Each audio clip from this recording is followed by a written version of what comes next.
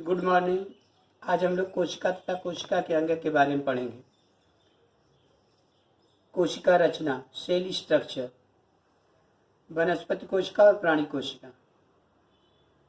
वनस्पति कोशिका और प्राणी कोशिका में क्या अंतर होता है, इस आकृति के द्वारा नामांकित कीजिए और उसी के अनुसार अंतर भी लिखिए। यहाँ पर दिया गया है घटक, प्राणी कोशिका, वनस्पति कोशिका। ये आप लोगों को स्वयं करना है। कोशिका के भाग, पार्ट्स ऑफ सेल। कोशिका भित्ति, सेल शैवाल, कवक तथा वनस्पति कोशिका के चारों ओर पाई जाती है। प्राणी कोशिका में कोशिका भित्ति नहीं होती। कोशिका भित्ति अर्थात कोशिका पटल के चारों ओर पाए जाने वाला मजबूत तथा लचीला आवरण। कोशिका भित्ति मूलतः सेल्यूलोज और पेक्टिन इन कार्बोज पदार्थों से बनी होती है। कुछ कालावधि के बाद आवश्यकतानुसार लिग्निन, सुबेरिन, क्यूटिन जैसे बहुलक कोशिका भित्ति में तैयार होते हैं। कोशिका को आधार प्रदान करना, कोशिका में प्रवेश करने वाले अतिरिक्त जल को रोककर कोशिका का संरक्षण करना कोशिका भित्ति के कार्य हैं। प्रसर कला या कोशिका कला। प्लाज्मा मेम्ब्रान, सेल मेम्ब्रान, यह कोशिका के चारों ओर पाए जाने वाला पतला, कोमल एवं लचीला आवरण है जो कोशिका के घटकों को बाहरी परिवेश से अलग रखता है। वसायिक द्विस्तरों फास्फोलिपिड के बीच घुले हुए प्रोटीन के अणु ऐसी प्रसर कला की रचना होती है।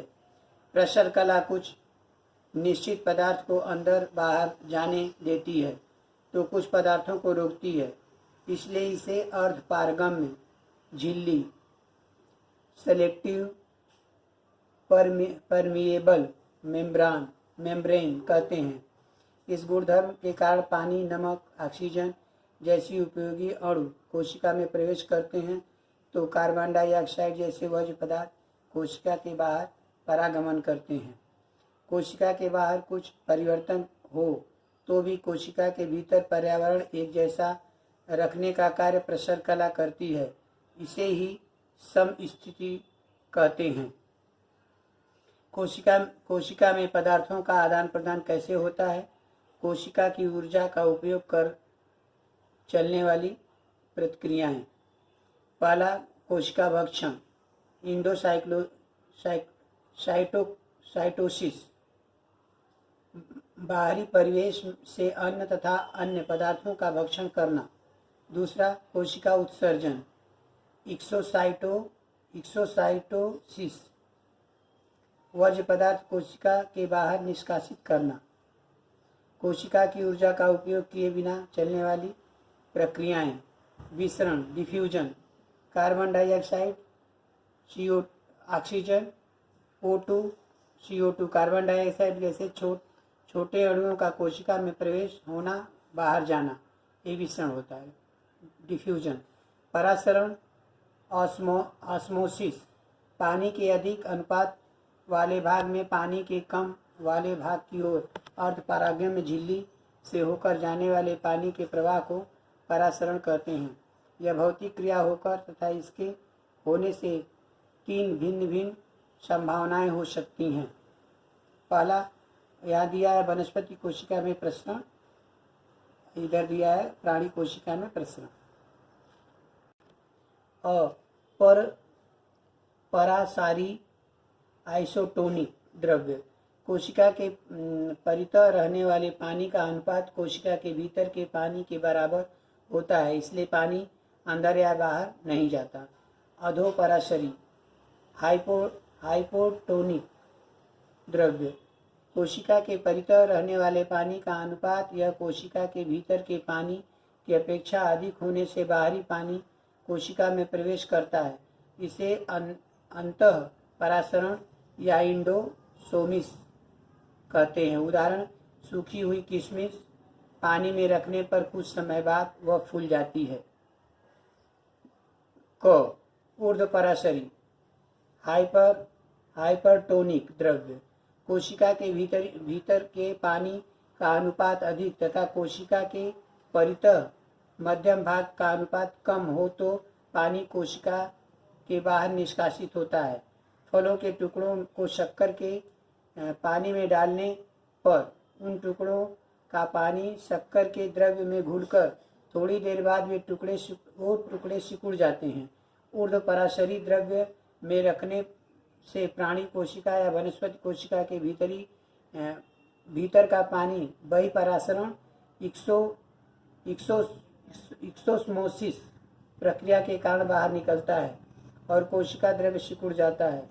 इस प्रक्रिया को जीव द्रव्य कुंचन प्लाज्मोलिसिस कहते हैं। कोशिका द्रव्य साइटोप्लाज्म।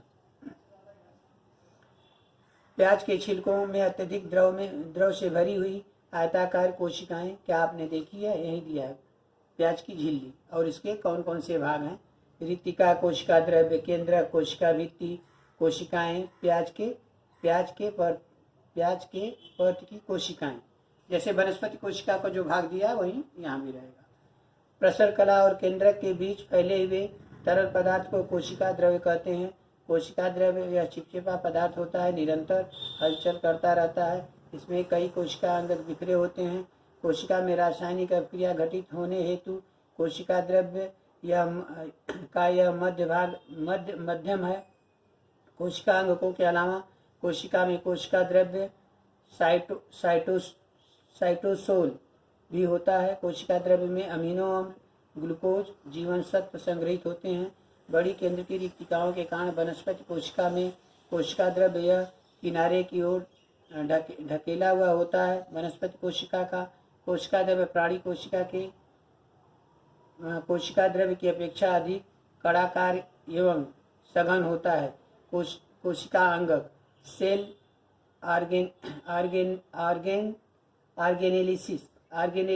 ऑर्गेनेल्स विशेष कार्य करने वाले कोशिका की छोटी इकाइयों को कोशिका अंगक कहते हैं। ये अंगक अर्थात कोशिका के घटक हैं। प्रत्येक अंगक के चारों ओर पृथ्वी युक्त वसा का आवरण होता है। केंद्रक तथा हरित लवक के अलावा अन्य सभी अंगकों को केवल इलेक्ट्रॉन सूक्ष्मदर्शी द्वारा ही देखा जा सकता है। केंद्रक न्यूक्लियस कृति इलेक्ट्रॉन सूक्ष्मदर्शी द्वारा प्याज के छिलके का देखी गई आकृति है। स्वच्छ कांच पट्टी पर पानी की कुछ बूंदें लेते हैं। आइसक्रीम के चम्मच से अपने गाल की आंतरिक सतह पर खरोचते हैं। चमचा पर लगा हुआ पदार्थ सुई की नोक पर लेकर कांच पट्टी पर बनी हुई पानी की बूंद में फैलाते हैं। इस पर मेथिलीन ब्लू रंजक के कुछ बूंद डालते हैं। कवर स्लिप लगाकर संयुक्त सूक्ष्मदर्शी के नीचे निरीक्षण करते हैं। हम देखते हैं कि प्याज के छिलके की आयोडीन रंजित कांच पट्टी सूक्ष्मदर्शी के नीचे देखते समय प्रत्येक कोशिका में दिखाई देने वाला गोलाकार गाढ़ा धब्बा अर्थात उस कोशिका का केंद्रक है। केंद्रक की आकृति है। इलेक्ट्रॉन सूक्ष्मदर्शी से देखने पर केंद्रक के चारों ओर दोहरा आवरण तथा उस पर छोटे छोटे छिद्र दिखाई देते हैं। इन छिद्रों द्वारा केंद्रक के अंदर बाहर पदार्थों का वहन होता है। केंद्रक में एक गोलाकार केंद्र की न्यूक्लियोस होती है तथा रंगसूत्रों का जाल होता है। रंगसूत्र या पतले धागों जैसी संरचनाएं होती हैं जिसका रूपांतरण कोशिका विभाजन के समय गुणसूत्रों में होता है। गुणसूत्रों के कार्यात्मक घटकों को जनुक जीन्स कहते हैं। कार्य कोशिका के सभी चयापचय क्रियाओं तथा कोशिका विभाजन पर नियंत्रण रखना, जनकों द्वारा आनुवंशिक गुणधर्म अगली पीढ़ी तक संक्रमित करना, यह केंद्रक का कार्य है। इसके बाद ये आप लोग स्वयं पढ़िए, स्वयं अध्ययन करने के लिए बोला गया। आंतरदैव जालिका इंडोप्लाज्मिक रेटिकुलम। इमारत में कितने प्रकार की पाइप लाइनें हैं, वे कौन कौन सा कार्य करती हैं, इसको आप लोग इस पर विचार करने के लिए बोला गया।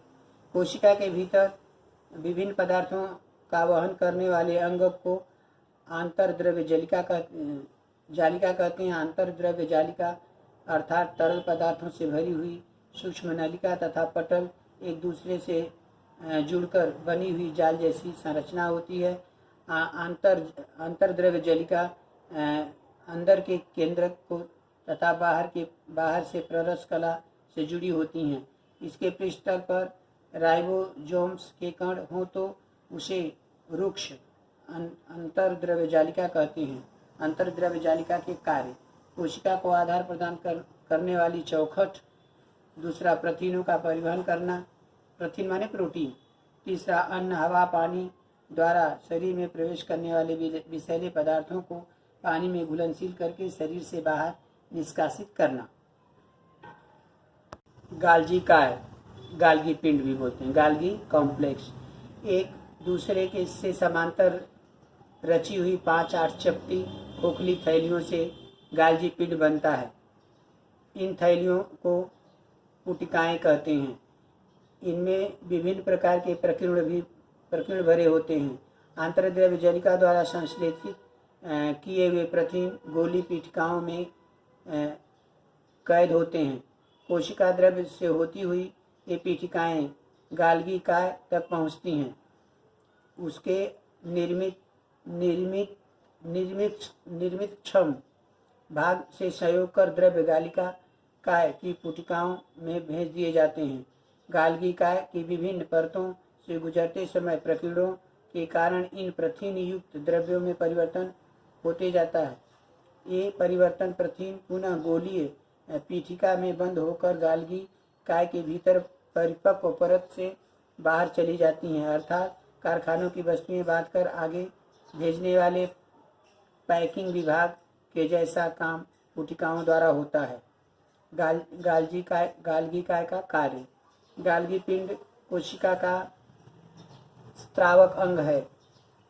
कोशिका में संश्लेषित हुए प्रकीर्ण प्रोटीन, रंग द्रव्य आदि पदार्थों में परिवर्तन करके उनका वर्गीकरण करना, उन्हें कोशिका में तथा कोशिका के बाहर अपेक्षित स्थानों तक पहुंचाना।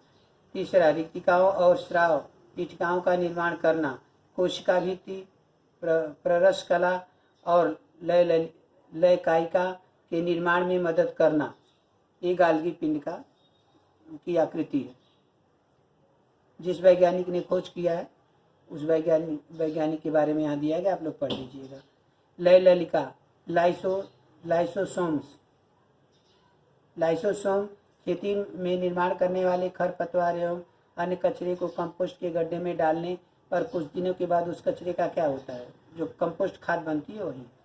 कोशिका में घटित होने वाले चयापचय माने भोजन का पचना वही होता है। मेटाबॉलिज्म की प्रक्रियाओं में जो वर्ज्य पदार्थ निर्मित होते हैं उन्हें ठिकाने लगाने वाला संस्थान अर्थात लयकायिका। यह सामान्यतः इकहरे पटल द्वारा वेष्टित थैली होकर उसमें पाचक रस प्रकीर्ण होते हैं। कार्य: रोग प्रतिकारक प्रतिक्रिया, कोशिका पर आक्रमण करने वाले जीवाणु तथा विषाणुओं को नष्ट करती हैं। दूसरा, विध्वंसक दस्ता, जीर्ण तथा कमजोर कोशिका अंगों, सेंद्रीय मलबा, ये वर्ज्य पदार्थ लयकायिका द्वारा बाहर फेंके जाते हैं।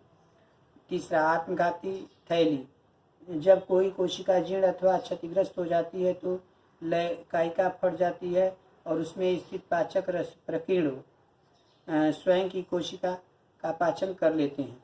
चौथा, भूखमरी के समय लयकायिका कोशिका में संग्रहित प्रोटीनों माने वही प्रोटीन और वसा इनका पाचन करती है।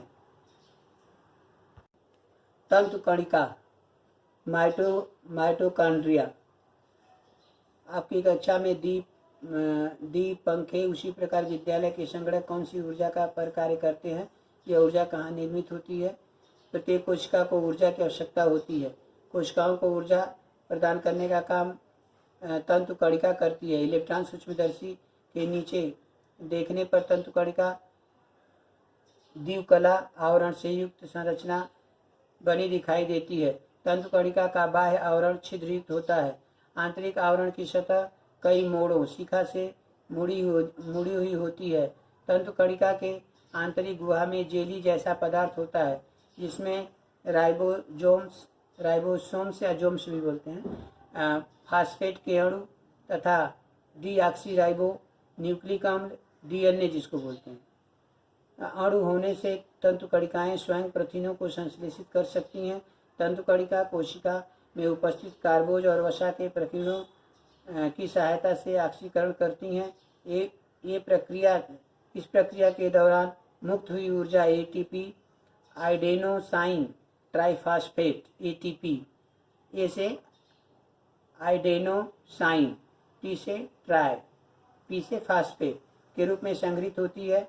प्राणी कोशिका की अपेक्षा वनस्पति कोशिका में तंतु कणिकाओं की संख्या कम होती है। कार्य, तंतु कणिका का कार्य, ये ऊर्जा से समृद्ध ATP यौगिकों का निर्माण करना। दूसरा, ATP में संग्रहित ऊर्जा का उपयोग कर प्रथिनों, कार्बोज, वसायुक्त पदार्थों का संश्लेषण करना। रिक्तिका, ये चित्र है तंतु कणिका का। इसके बाद है रिक्तिका, वैक्यूल्स, कोशिका के घटक द्रवों का ग्रहण करने वाला कोशिका अंग अर्थात रिक्तिका है। रिक्तिका का कोई विशिष्ट आकार नहीं होता। कोशिका की आवश्यकता अनुसार रिक्तिका का रूप बदलता है। रिक्तिका इकहरे आवरण युक्त होती है। कार्य, कोशिका का जलाभिसारक, दाब नियंत्रित करना रखना, चयापचय की क्रियाओं में उत्पन्न उत्पादों ग्लाइकोजन, प्रथिन, पानी का संग्रह करना। तीसरा, प्राणी कोशिका की रिक्तिका वर्ज्य पदार्थों का संग्रह करती हैं, तो अमीबा की रिक्तिका पाचन के पूर्व खाद्य पदार्थ संग्रहित करती हैं। चौथा, वनस्पति कोशिका की रिक्तिका में कोशिका द्रव्य भरा होकर वे कोशिका को दृढ़ता तथा कठोरता प्रदान करती हैं। ये रिक्तिका का चित्र आकृति है। लवक, प्लास्टिड्स, वनस्पतियों की पत्तियों में हरा तो फूलों में लाल, पीला, केसरी, नीला ऐसे रंग किस कारण प्राप्त होंगे? ऐसे रंग देने वाला एक अंग केवल वनस्पति कोशिका में पाया जाता है, अर्थात लवक। लवक दोहरे आवरण युक्त रचना होकर दो प्रकार की होती हैं।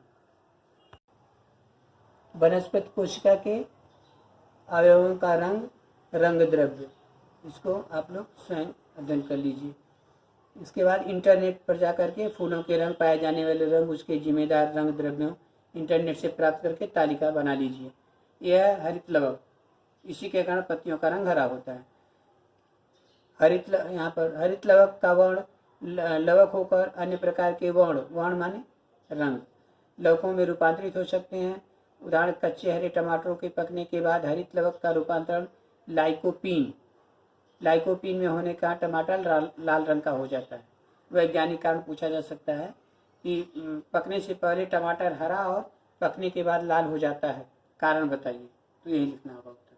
हरित लवक क्लोरोप्लास्ट कृति, क्रोटल रियो वनस्पति की पत्ती का ऊपरी परत निकालते हैं, उसे कांच पट्टी पर रखकर उसमें स्थित वर्ण लवकों को संयुक्त सूक्ष्मदर्शी के नीचे निरीक्षण करते हैं, तो हमें पता चलता है कि वनस्पतियों की पत्तियों में होने वाले प्रकाश संश्लेषण प्रक्रिया में हरित लवक अत्यंत आवश्यक है।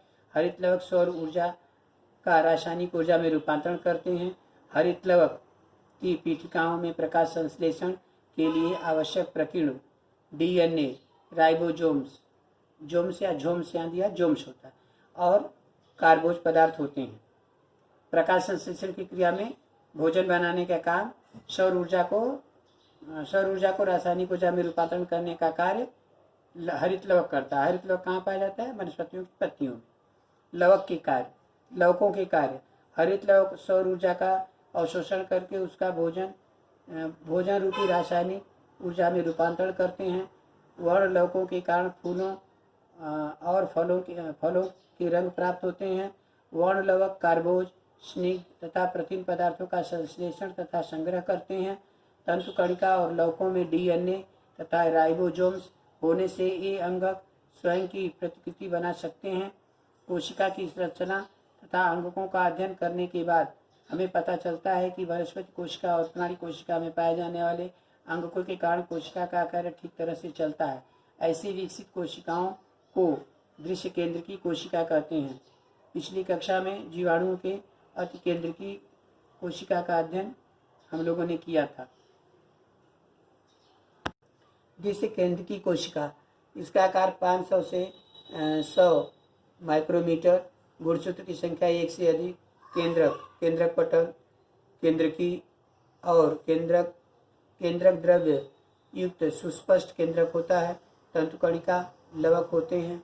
उदाहरण, उच्च विकसित एक कोशिकी और बहुकोशिकीय वनस्पति एवं प्राणियों में पाई जाती है।